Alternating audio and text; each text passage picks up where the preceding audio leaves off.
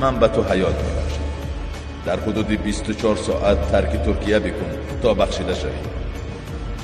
پولاد علیمدار، تو در حقیقت باور داری که مرا کشته میتوانی؟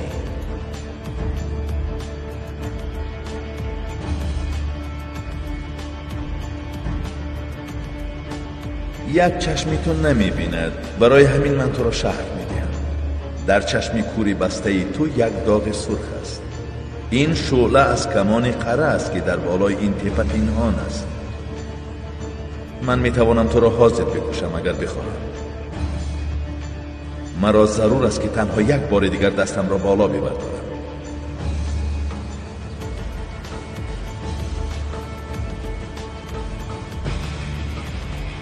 ایستد.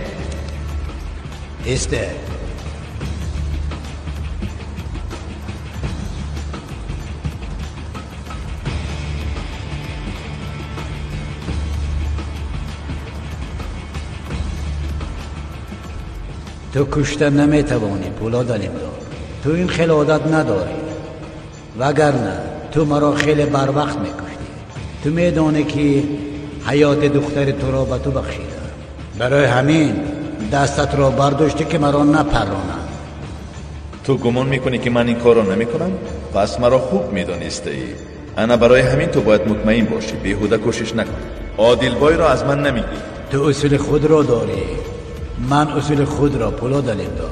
من بسیار خوش دارم نگاه کردن به چشم کسی که او را کشتن میخواهم. من هیچ نمیخواهم از کسی قرضدار باشم که او را خواهم کشت. برای همین من تو را نمیکشم. من به تو فرصت رفتن میدهم. در حیاتت یک بار اقلا عاقلانه رفتار بکن. فرصتی دادم را استفاده ببر. اینجا کارهای ما به انجام رسید.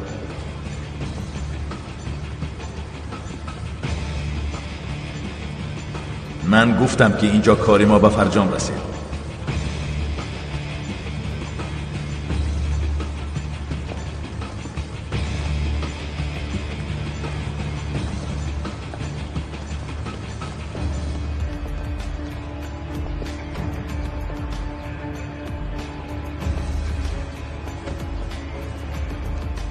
ایراز، اینها خشم مرا آوردند.